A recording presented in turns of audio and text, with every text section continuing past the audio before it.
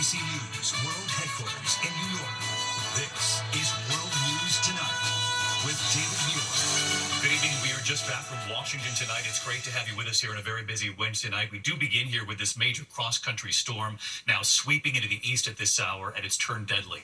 115 million Americans on alert in 25 states for blizzard conditions, dangerous winds, and severe storms. The system now stretching up the East Coast. Severe storms from Washington, D.C. to Philadelphia, New York, right up through Boston. Snow and winter weather on the backside of this, whiteout conditions and treacherous driving on I-80. This is near Lincoln, Nebraska right here. Powerful winds knocking over this big rig near Garden City, Kansas. Incredible. Severe storms killing at least 3 people in Mississippi, 1 man electrocuted by a fallen power line. And an EF1 tornado winds 90 miles an hour, destroying buildings in Union County, North Carolina. Torrential rains and damaging winds near Raleigh, now moving up the I-95 corridor.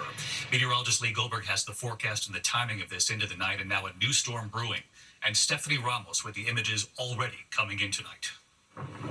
Tonight, whiteout conditions and wrecks across the Midwest as a massive and now deadly storm bears down on the Northeast. This sheriff's deputy in Dallas County, Iowa, hunkered down as the winds howl. Blinding snow causing dozens of crashes on highways across Iowa. A driver spotting this massive pileup on Interstate 35 near Huxley, Iowa.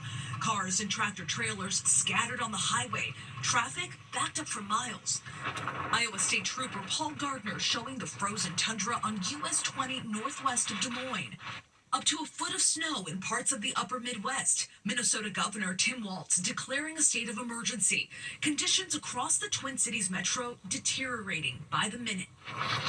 Overnight, a stretch of Interstate 80 near Lincoln, Nebraska shut down for a time after multiple crashes there. First responders racing through the blowing snow to rescue drivers. Watch, this tractor trailer tips over outside Garden City, Kansas. Winds gusting more than 90 miles an hour in parts of the state. Meanwhile, torrential rain and powerful thunderstorms slamming the I-95 corridor. Outside Charlotte, multiple buildings torn apart by a confirmed EF1 tornado with 90-mile-an-hour winds. Families in North Texas and outside Oklahoma City cleaning up after multiple confirmed tornadoes touched down in the last 24 hours. And sadly, officials in Mississippi say at least 3 people are dead in the state, including a man electrocuted by a fallen power line. And David, it is a brutal ride home as those storms move through the Northeast. We're on alert for flash flooding and high winds that can take down trees. Power outages a big concern through the night. David. Could be a tough night ahead. Stephanie Ramos leading us off. Steph, thank you. Let's get right to Chief Meteorologist Lee Goldberg of our station here in New York, WABC. Lee, what do you see?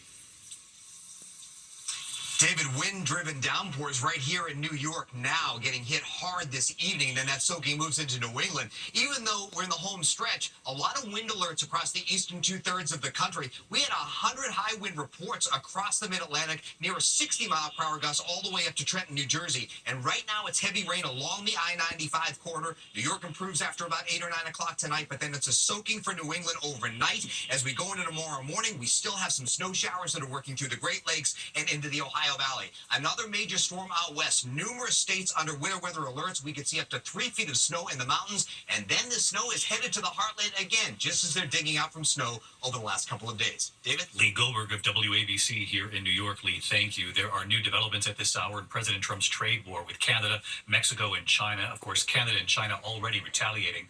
Mexico set to retaliate this weekend. And tonight, how the president responded when the CEOs of America's big 3 automakers pleaded with the president for relief from these tariffs. ABC's Rachel Scott at the White House tonight.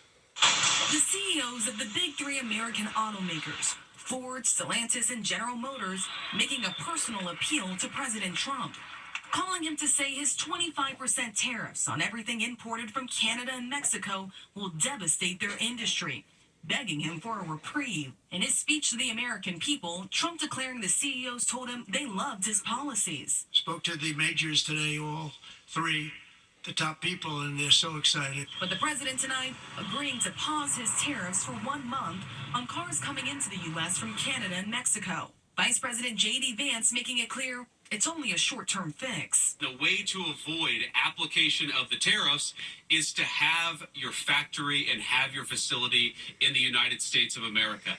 Economists warn American businesses pay the tariffs and pass the costs along to consumers by raising prices. By one estimate, the price of a new car could shoot up $3,000. Prices expected to spike across the board on everything from clothing and electronics to fruits and vegetables. I asked the White House if President Trump would consider exempting eggs, where prices have already gone up amid a shortage. The U.S. imported $43 million worth of eggs from Canada. I know you mentioned some of the exemptions when it comes to automakers. Will there be any other carve-outs, including for eggs? We know prices are soaring for Americans. The president is open to hearing about additional exemptions. He always has open dialogue. The president acknowledging his tariffs might cause inflation. There'll be a little disturbance, but we're okay with that. It won't be much. I asked the White House how long that will last. How long should Americans expect to pay higher prices? Are we talking a week, a couple of days, a few months? Again, I don't have a crystal ball, but what I can assure the American people is that this president and this administration is doing everything they can. The president did hold a 50-minute phone call today with Canadian Prime Minister Justin Trudeau, but no signs of a breakthrough. Canada is imposing 5% tariff on American goods, and Mexico will reveal its plans for retaliation this weekend. Mexico's President Claudia Sheinbaum saying there will be no submission, and today a fierce response from China. After Trump imposed a 10% tariff on Chinese imports, China's foreign minister posting on X, if war is what the U.S. wants, be it a tariff war, a trade war, or any other type of war, we're ready to fight till the end. And David, the president last night also talking about Ukraine, saying President Zelensky sent him a letter saying he's ready to return to the negotiating table to end the war and also sign that minerals deal with the United States. But tonight we're learning the administration has not only paused military aid to Ukraine, but also intelligence sharing too. The president also doubling down on his plans to try to take control of Greenland. Well, today, Greenland's prime minister responding to that, saying that Greenland is ours. We do not want to be Americans, insisting Greenland is not for sale, David. Their reaction coming in today. Rachel Scott at the White House. Rachel, thank you. Tonight, the scene at Dulles Airport, an alleged terror suspect now in custody, and he's been brought to the U.S. Federal prosecutors accusing him of helping to plan the deadly Afghanistan bombing at Kabul Airport's Abbey Gate during the U.S. withdrawal. 13 U.S. service members and more than 150 civilians were killed. Here's Pierre Thomas. Tonight, the Trump administration says this is one of the terrorists who planned that suicide bombing at Kabul Airport. Mohammed Sharifullah flown to the U.S. handcuffed, flanked by FBI agents, facing allegations he supported the terrorist group ISIS-K. This was the harrowing moment an explosion rocked the airport's Abbey Gate entrance, killing 13 U.S. service members and more than 150 civilians during the chaotic U.S. withdrawal from Afghanistan in 2021. According to a criminal complaint, Sharifullah told FBI agents he was released from an Afghan prison just 2 weeks before the airport attack, allegedly saying an ISIS-K member contacted him to arrange for his assistance. An official says Sharifullah confessed to scouting a route and conducted surveillance near the airport for the suicide bomber, specifically checking for law enforcement and American or Taliban checkpoints. Sharifullah was captured just days ago by Pakistani officials along the Afghan border, acting on intelligence shared by the CIA, and President Trump calling it a momentous day for the families of the 13 fallen Americans whom he spoke with before that primetime speech. They did nothing but cry with happiness. They were very happy as you can be under those circumstances. David, Pakistani officials tell us tonight that this suspect has been tied to at least 30 terror attacks. If convicted, he faces up to life in prison. David? Now brought back to the U.S. Pierre, thank you. We're tracking a deadly avalanche in Alaska. 3 skiers are presumed dead tonight, buried in snow up to 40 feet. Here's Mola Lengi. Tonight, tragedy in Alaska's remote backcountry. Authorities say 3 skiers are now presumed dead after a large avalanche buried them in snow up to 40 feet deep. The slide occurring around 3:30 p.m. Tuesday near Girdwood, considered the skiing capital of Alaska, about 40 miles south of Anchorage. Guides using emergency beacons to locate the skiers, but unable to rescue them. If confirmed, the deaths would make it the deadliest avalanche in the U.S. in 2 years. John Cornelli planned to make a similar trip back on Friday, but conditions were too bad. But they kept delaying. So our days there, we never were given a green light to fly. Tonight, state troopers working to determine how to safely recover the skiers' bodies. In a statement, the company, Chugach Power Lines, offering its sincere condolences to the families involved, adding it stands ready to assist them in any way possible. Well, David, that new storm expected to raise avalanche dangers across the West this week, including here in Colorado. Experts already warning people to be extremely cautious, especially in the backcountry, David. All right, Mola, thank you. Tonight there is news a boy has been found alive. He was kidnapped in Atlanta when he was just 7. Now found alive 7 years later, several states away in Colorado. Here's Trevor Ault. Tonight, a remarkable discovery. This 7-year-old boy, Abdul Aziz Khan, who'd been missing for years, allegedly abducted by his own mother in the midst of a custody dispute, has now been found by authorities safe and alive. A 14-year-old boy has been safely recovered after being missing for 7 long years. Aziz's story was featured on Netflix's Unsolved Mysteries. His father speaking about the November 2017 day that his ex-wife, Rabia Khalid, failed to appear for a custody hearing in Atlanta. Finally, we realized that she kidnapped him. That's what was happening. She kidnapped him and ran. When it appeared that the father was going to get full custody, that is when the mother left with the child. Authorities say the mother was on the run for years. And then last week, 1,400 miles away in Highlands Ranch, Colorado, body camera video capturing deputies responding to a call of a burglary in progress. Authorities saying they found a man and woman exiting the house with 2 children in a car in the driveway.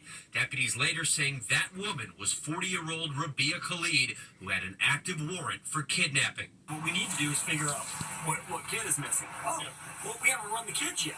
Authorities say they soon realized one of the children was Aziz. Khalid and her husband then arrested on charges of kidnapping, trespassing, and identity theft. David, authorities say Aziz has not yet been reunited with his father, but his family says they are overwhelmed with joy that he's finally been found.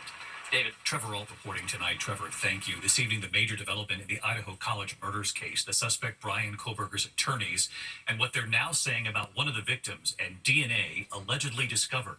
Here's Kana Whitworth on this again tonight. Tonight, a new curveball in the case against accused murderer Brian Kohberger. In a redacted court filing, his defense team reveals investigators recovered DNA from 3 unidentified individuals under the fingernails of victim Madison Mogan, who was stabbed to death along with Kaylee Gonzalez, Xana Kernodle, and Ethan Chapin at an off-campus home near the University of Idaho. The defense arguing DNA test results were inconclusive and should be excluded at trial, saying it would mislead the jury.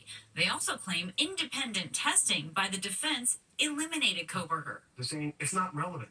It's not going to disprove or prove any fact. It's only going to mislead the jury into maybe thinking Brian Kohberger's DNA was there. Kohberger's lawyers, who say he is innocent, now arguing his autism spectrum disorder should take the death penalty off the table.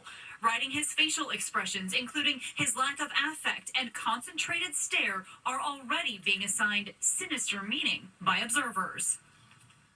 And David, as we head toward this August trial, the Idaho State Senate just passing a bill making firing squad the main means of execution in the state. That bill is now headed to the governor's desk. David. Kana Whitworth on this case again tonight. Kana, thank you. Tonight, the Supreme Court narrowly ruling the Trump administration must pay out nearly $2 million in foreign aid, the first time the High Court has weighed in on a Trump executive action in his second term. The 5-4 ruling upholds a district court order that the money must be paid to nonprofit groups for work already completed on the government's behalf. When we come back here tonight, a teenage son found 800 miles from home, and tonight he's now a person of interest in the deaths of his mother and stepfather. Also, the arrests, the couple that had missed the boarding of their flight, what they're then accused of trying to do. And actor Steve Carell tonight in the big announcement for hundreds of high school students. This was better than a scene from The Office. 17-year-old boy from Waukesha, Wisconsin is facing charges following the deaths of his mother and stepfather. He was arrested more than 800 miles from home. Authorities say he's considered a person of interest now in the shooting deaths of his parents. Authorities say he was arrested after running a stop sign in Kansas. Police say he's being held on a gun charge and for driving a stolen vehicle. Tonight, authorities arresting a couple accused of trying to force their way onto an American Airlines flight after missing boarding. The plane was about to fly from Miami to Cancun, Mexico. Authorities say the couple was angry over not being allowed to board. They allegedly tried pushing their way onto the jet bridge, shoving two people and allegedly throwing coffee on them. When we come back here tonight, the popular weight loss drug cutting its price significantly. Also, actor Steve Carell in a real-life scene. Hundreds of students couldn't believe it. And LeBron James tonight in The Shot, making history. To the index tonight, the maker of the weight loss drug Wegovy cutting prices by 23%. Novo Nordisk says effective immediately, it's reducing the price from $650 a month to $499. NBA star LeBron James making history, the first player to score 50,000 points in his NBA career, making history with his first shot during the Lakers game against New Orleans. When we come back tonight,